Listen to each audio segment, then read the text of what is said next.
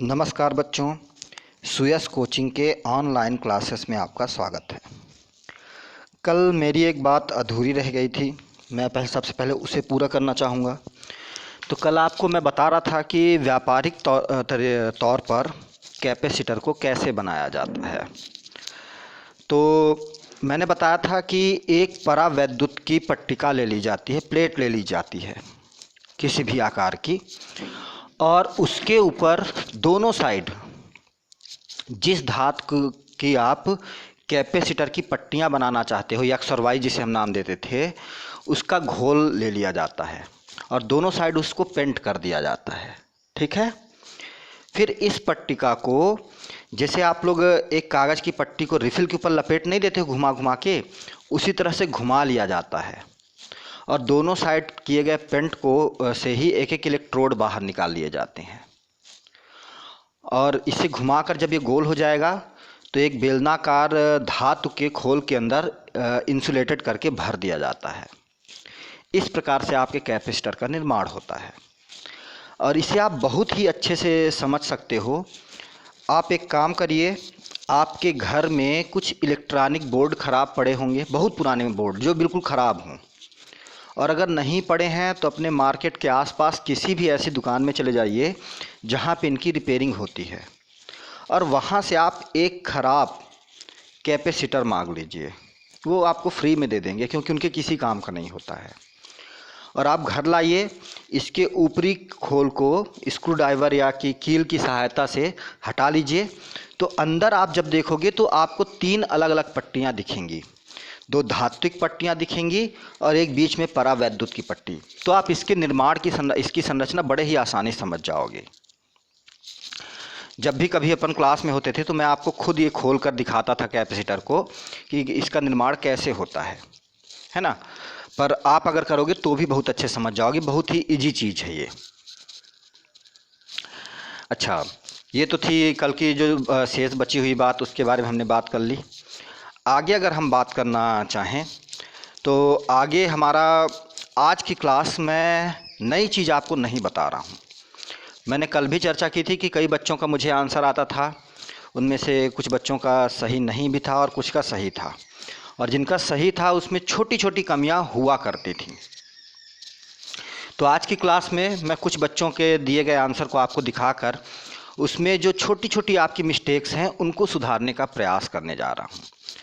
इससे 2 चीज़ें होंगी कि जैसे कोई बच्चा मुझे आंसर भेजा है तो बगल वाले बच्चे का जब वो कॉपी देखेगा और उसके द्वारा किए गए कुछ इनोवेटिव प्रयास को देखकर वो भी समझेगा कि मैं अपनी कॉपी को ज़्यादा अच्छे कैसे बना सकता हूँ। ठीक है, तो चलिए आगे बढ़ते हैं। देखिए, ये पहली कॉपी जो है ये दीपक की है, दीपक के द्वारा दिया गया आंसर है। बाकी आप लोग थ्योरी पुश करके पढ़ लीजिएगा कि कैसा लिखा गया है। थ्योरी बढ़िया लिखी हुई है, इसमें चित्र भी बढ़िया बना है। दीपक, आपके लिए सजेशन ये होगा हमारी तरफ से, ये जो आप चित्र बनाए हैं तो सच बताऊं तो मुझे समझाने की दृष्टि से, मैं समझाने की दृष्टि से आप लोगों को यहाँ पे ये पट्टी के रूप में एक्स और वाई प्लेट को बना दिया करता था। आप नॉर्मली क्या करेंगे कि अपने पेन से एक सीधी सीधी लाइन खींच कर ही इसके चित्र को बनाया करेंगे, ठीक ना। और उस लाइन के बगल में जो भी इस पर चार्ज हो, प्लस प्लस या माइनस माइनस आप लोग कर दिया करेंगे। ठीक है, ये बहुत छोटी सी बात है, इससे ज़्यादा फ़र्क पड़ता नहीं है, लेकिन चूँकि बुक्स में इसी तरह किया गया तो आप भी ऐसा ही कर लीजिएगा, बेहतर रहेगा। बाकी आप अपने समझने के लिए ऐसा भी बना सकते हो जहाँ आपको ज़रूरत होगी, और दूसरे बच्चे भी इन चीज़ों को ध्यान दें। दीपक ने एक नई चीज़ शामिल किया, जैसे मैं डायरेक्ट लिख देता था कि गॉस प्रमेय की सहायता से प्लेटों के बीच का जो विद्युत क्षेत्र की तीव्रता है वो कितनी होगी, सिग्मा बटे एप्सिलॉन नॉट, या परावैद्युत उपस्थित है तो सिग्मा बटे के एप्सिलॉन नॉट। दीपक ने छोटा सा पोर्शन शामिल करके उसको भी डिस्क्राइब कर दिया है कि कैसे ये होता है ना। देखिए यहाँ पे इस जगह पर देखिएगा आप लोग, ये क्या है कि पहले इन्होंने फ्लक्स की परिभाषा से, भाई प्लेट का क्षेत्रफल ए है तो उसके बीच जो भी मटेरियल होगा उसका भी क्षेत्रफल ए होगा। तो इस मटेरियल से गुजरने वाला फ्लक्स ई इंटू ए कर दिया है, फिर गॉस प्रमेय की सहायता से तो कर दिया है, और बिल्कुल सही ढंग से इन्होंने किया है, बहुत बढ़िया किया है। पर एक प्रॉब्लम होती है इस तरह से करने में, जब यहाँ पे आप गॉस प्रमेय अप्लाई कर रहे हो तो आपके पास कोई भी बंद पृष्ठ नहीं है यहाँ, है ना। जैसे अगर वो सेंटर में जो परावैद्युत है उसे हम माने उससे गुजरने वाला फ्लक्स ज्ञात करना होगा तो वो भी खुला पृष्ठ ही है। तो ये डिटेल अपने समझने के लिए हम बहुत बढ़िया से कर सकते हैं, पर अगर इस विधि से आपको करने की इच्छा है तो आपको एक बंद पृष्ठ भी डैश डैश करके दिखाना पड़ेगा कि इस बंद पृष्ठ से हम गुजरने वाला फ्लक्स बता रहे हैं। आप कर ये भी मेथड सकते हो, कोई दिक्कत नहीं है, बल्कि और भी अच्छा इंप्रेशन होगा, ठीक है ना। तो एक छोटी सी मतलब अगली बार कमी आपको ये दूर करना है अगर ऐसा आपने किया, ठीक है। तो इन्होंने फिर वो किया, उसके बाद वही दोनों समीकरणों को बराबर करके विद्युत क्षेत्र की तीव्रता ई बराबर क्यू बटे A epsilon not a into के कर दिया है। हाँ, यहाँ पे सिग्मा का रोल इन्होंने ख़त्म कर दिया है ना। तो ठीक है, बहुत बढ़िया लगा मुझे, मैं इसे वेरी गुड दूंगा इस आंसर के लिए, क्योंकि ये बिल्कुल नई सोच थी यहाँ पे, है ना। बाकी सारा चीज़ वही है जैसा सभी बच्चों ने किया, विभवांतर निकाल लिया ई इंटू डी करके, फिर परिभाषा से सारा चीज़ कर दिया। तो दीपक के लिए 2 सजेशन मिले मेरे ख्याल से, जो और भी बच्चे अगर ये किए होंगे तो इसको थोड़ा सा चेंजिंग लाएंगे इसमें, कि जो आप प्लेट बना रहे हो चित्र में उसको खड़ी लाइन बस से बनाने की कोशिश करिए, और अगर ये मेथड अपनाइए विद्युत क्षेत्र की तीव्रता दिखाने के लिए तो एक बंद पृष्ठ की भी कल्पना करिए। आगे बढ़ते हैं, ये अगली कॉपी, अगले आंसर अमन का है। इसकी भी थ्योरी एज इट इज़ वैसा ही है जैसा मैंने बताया था, बढ़िया है, इन्होंने कोई चेंजिंग खास नहीं की यहाँ पे, और डेराइवेशन भी इन्होंने एज इट इज़ उसी तरह से किया, तो परफेक्ट है। ये भी दीपक का भी परफेक्ट था, इनका भी परफेक्ट है। एक छोटी मोटी कमी जो दूर करना लायक थी वो दीपक में मिली, और दीपक उसको दूर कर लेंगे अपने से, है ना। आगे बढ़ते हैं, ये कॉपी राज की है। राज ने भी बढ़िया ढंग से इसे चित्र को दर्शाने की कोशिश की, लेकिन एक सजेशन दूंगा, जैसे राज ने पेंसिल से चित्र बनाया, जब भी राज आंसर भेजता है तो पेंसिल से ही चित्र बनाता है।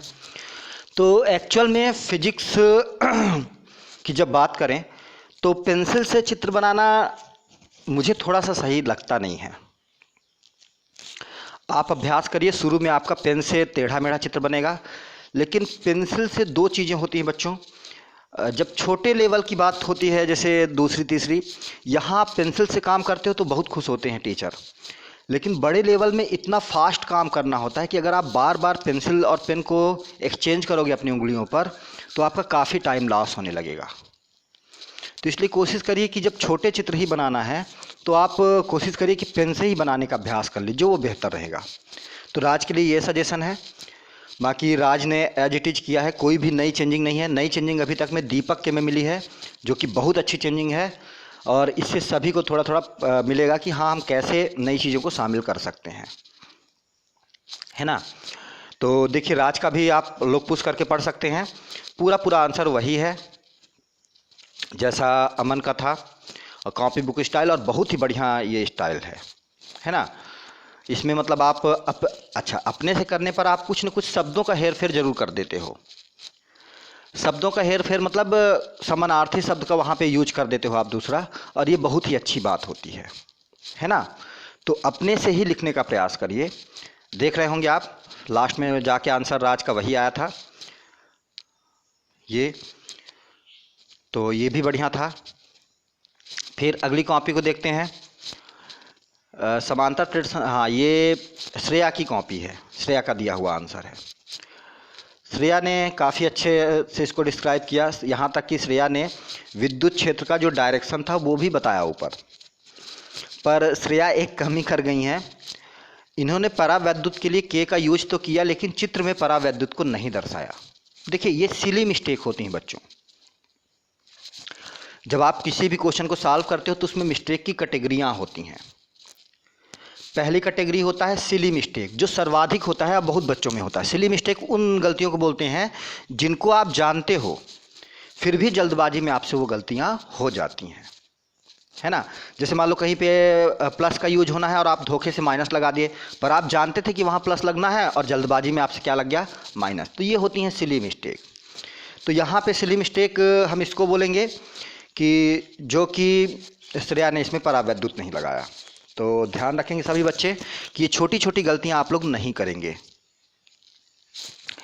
दूसरी, अभी तक किसी बच्चे की कॉपी में ये गलती मुझे मिली नहीं ज़्यादा, पर आप लोग एक गलती और करते हो कि जब कहीं पर कोई थ्योरम या कुछ भी लगाते हो तो आप लोग उसका नाम नहीं लिखते हो कि इस थ्योरम के अनुसार ऐसा हो गया, इस प्रमेय के अनुसार ऐसा हो गया, या कि कहीं पे कोई सूत्र अप्लाई कर दिया आप तो उसको आगे कोष्टक बना के नहीं लिखते हो।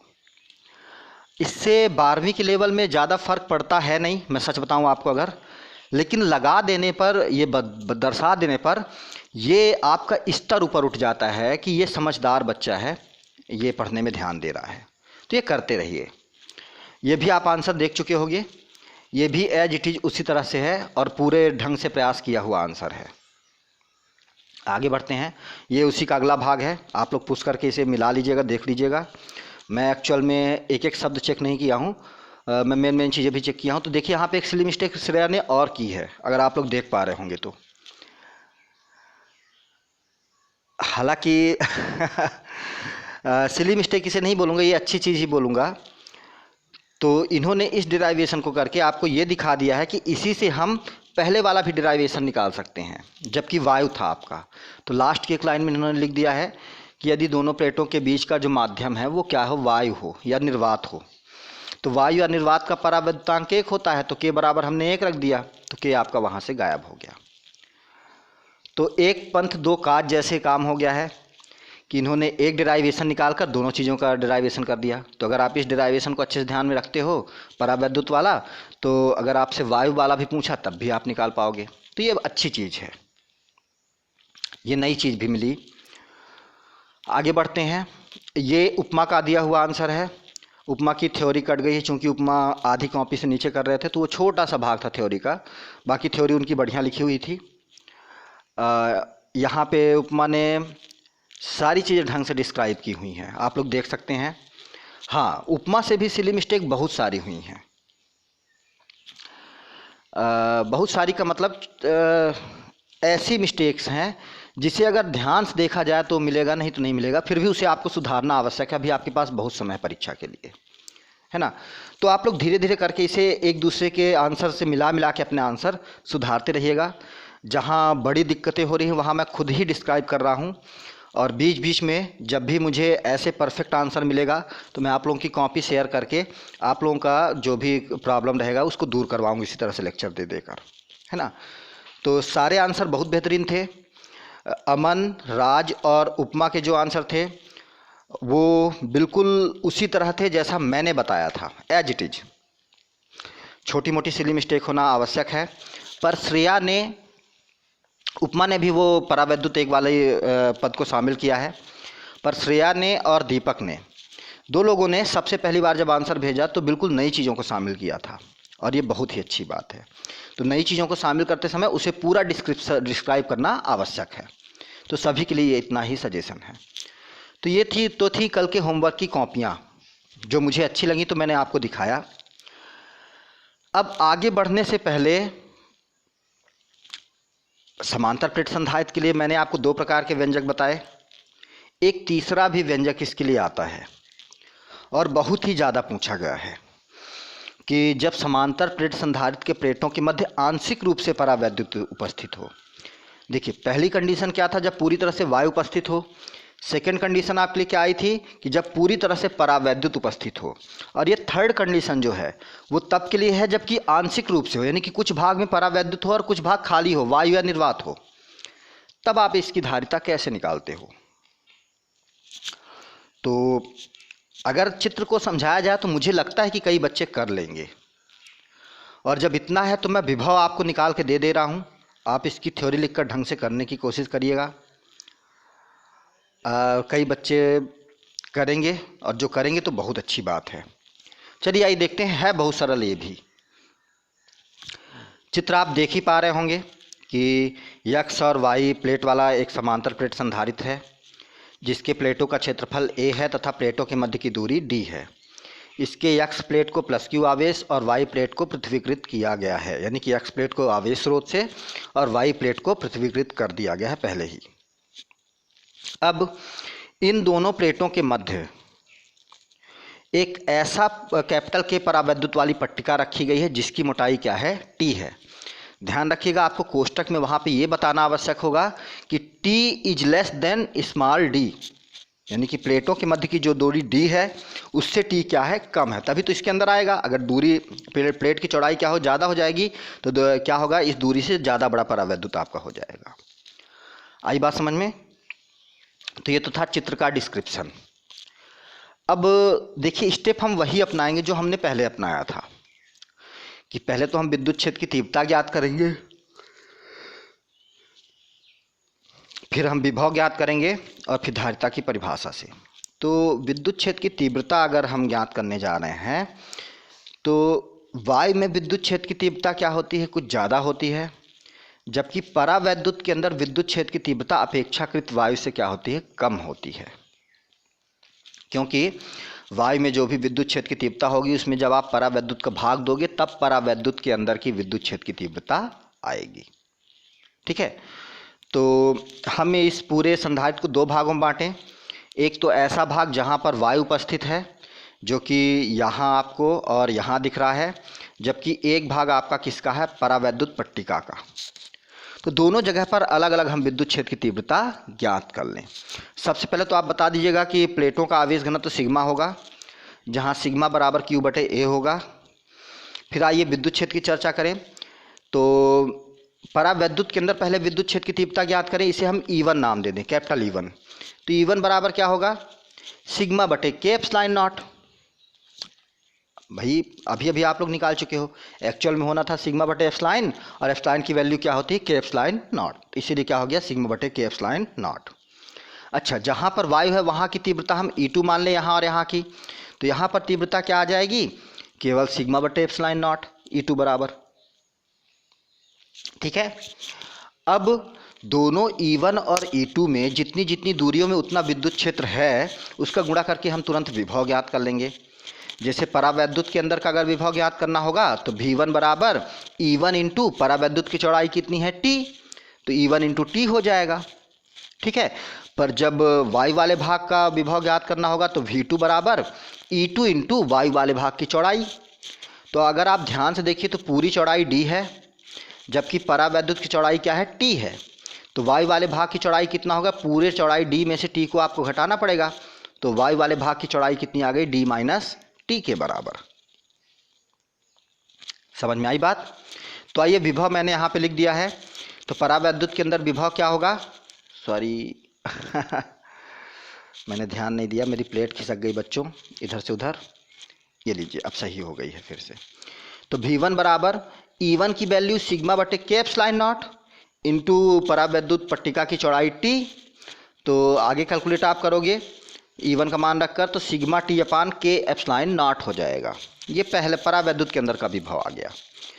जबकि वायु जहाँ है वहाँ का विभव आप निकालने जाओगे तो वायु में तीव्रता सिग्मा बटे एप्सिलॉन नॉट इंटू वायु की चौड़ाई D माइनस टी हो जाएगा। समझ में आई बात? तो कुल विभव भी भाई, अगर हम विद्युत क्षेत्र की तीव्रता को ज्ञात करते तो उसकी दिशा के साथ प्लस या माइनस चिन्ह लगाकर जोड़ते कुल विद्युत क्षेत्र निकालने के लिए, पर यहाँ पे हमने क्या किया है, विभव निकाल लिया है, और विभव क्या है आपकी अदिश राशि, तो कुल विभव दोनों विभवों के योग के बराबर हो जाएगा। इसीलिए कुल विभव V बराबर V1 plus V2। V1 plus V2 का जब हम वैल्यू रखेंगे तो सिग्मा बटे एप्सिलॉन नॉट कॉमन आ जाएगा, तो कोष्टक के अंदर क्या बचेगा, V1 से T बटे के बचेगा प्लस V2 से D माइनस टी बचेगा। यही आ गया आपका विभव। तो इसके आगे का तो बड़ा आसान है, धारिता की परिभाषा से Q अपान V में V का यही मान उठा के आप रख दीजिए, और सिग्मा का मान रखेंगे तो Q बटे ए होगा, तो Q बटे ए एप्सिलॉन नॉट हो जाएगा यहाँ पे, तो Q से Q कट जाएगा, हर का हर ए एप्सिलॉन नॉट ऊपर चला जाएगा, और बटे में क्या रहेगा आपका T बटे के प्लस D माइनस टी आ जाएगा। यही आपका आंसर है। और इसके आगे भी अगर और सरल व्यंजक निकालना होगा तो जो चीज़ें कॉमन दिखें आपको हर में उसे कॉमन ले लीजिएगा, तो आपका परफेक्ट आंसर एक आ जाएगा। तो मुझे उम्मीद है कि आप लोग इसे करोगे। इतने में मुझे संतुष्टि नहीं हो रही है, मैं आपके लिए जल्दी जल्दी एक गोली संधारित्र भी हिंट के तौर पर दे रहा हूँ। देखता हूँ कि कुछ बच्चे प्रयास करेंगे, कौन कौन प्रयास करता है इसके लिए, है ना। कई दिनों से न्यूमेरिकल नहीं लगवाया जा चुका है, मैं न्यूमेरिकल भी लगवाने की कोशिश करूँगा आपको जल्दी से जल्दी। गोली संधारित्र की पहले हम संरचना बना लें बच्चों, ठीक है।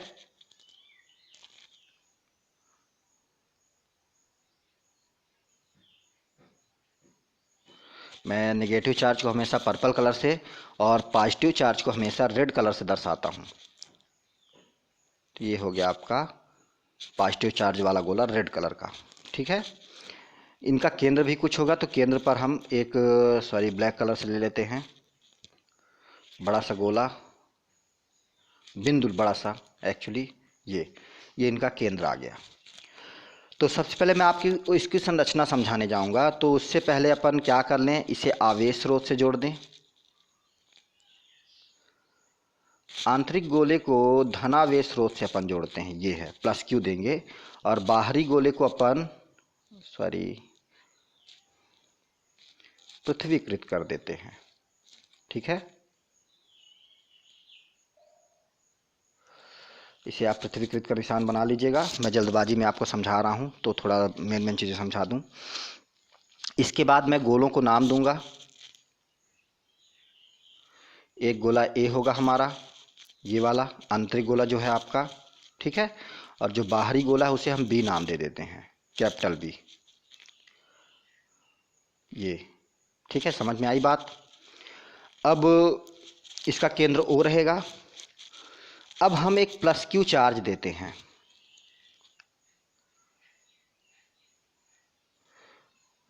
आवेश स्रोत से हम इसे प्लस क्यू चार्ज देते हैं।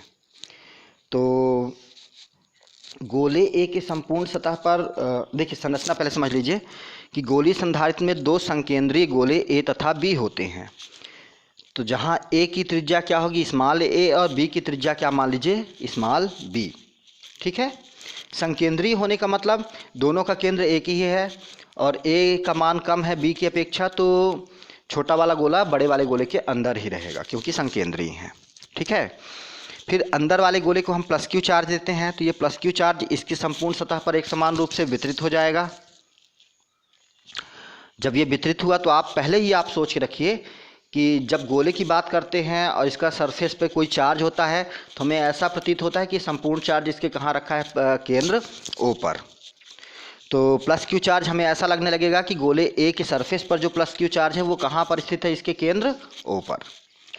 अब आइए प्रेरण को देख लेते हैं। गोले ए के सरफेस पर उपस्थित प्लस क्यू चार्ज के कारण गोले बी की आंतरिक सतह पर माइनस क्यू चार्ज उत्पन्न होगा, जबकि बाहरी सतह पर प्लस क्यू चार्ज उत्पन्न होगा, ठीक है ना।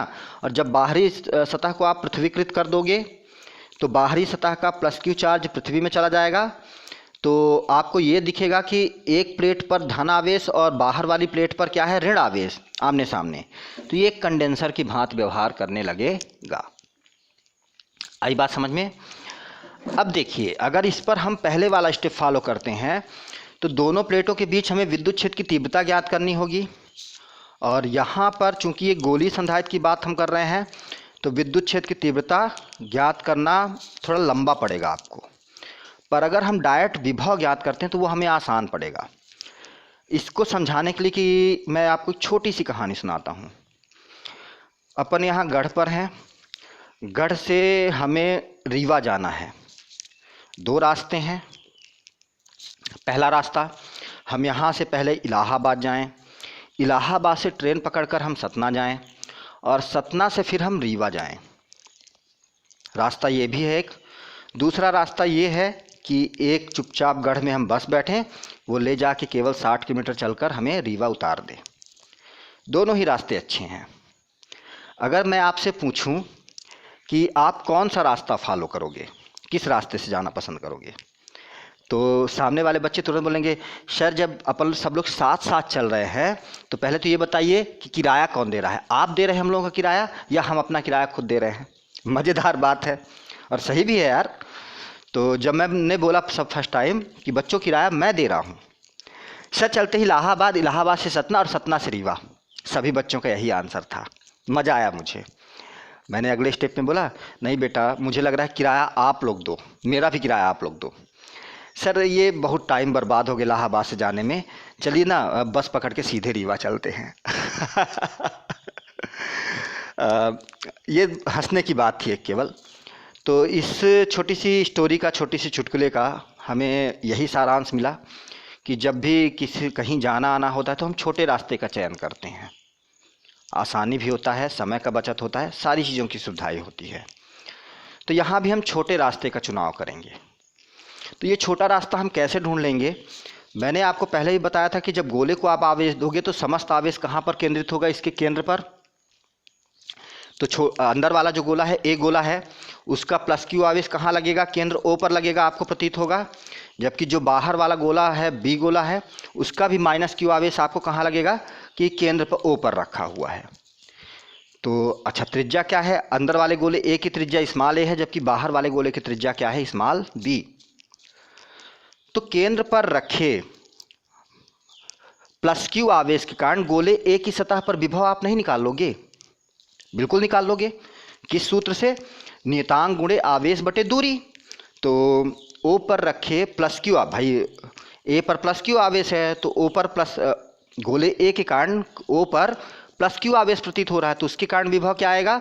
1/4πε0 क्यू बटे, इसकी त्रिज्या कितनी है गोले ए की? स्मॉल ए, क्यू बटे स्मॉल ए। हमने क्यू को प्लस रखा क्योंकि गोले ए पर आवेश कैसा है? प्लस क्यू आवेश है। ठीक है, इसे आप V1 नाम दीजिए। अच्छा, गोले ए की सतह पर केवल गोले ए के आवेश कारण विभव नहीं होगा, गोले बी पर उपस्थित आवेश के कारण भी विभव जनरेट होगा कुछ ना कुछ। तो अच्छा, गोले बी पर ऋण आवेश शेष बचा है और वो भी कहाँ केंद्रित है? आपके केंद्र ओ पर। तो केंद्र पर रखे माइनस क्यू आवेश कारण गोले ए की सतह पर विभव आप V2 बराबर कितना आएगा? नियतांक गुणे आवेश बटे दूरी। जबकि गोले बी की त्रिज्या क्या है? Small b. तो कितना आएगा आपका? 1/4πε0 माइनस क्यू बटे बी। और ये माइनस के चिन्ह अगली लाइन में आप लोग शुरू में रख लीजिएगा।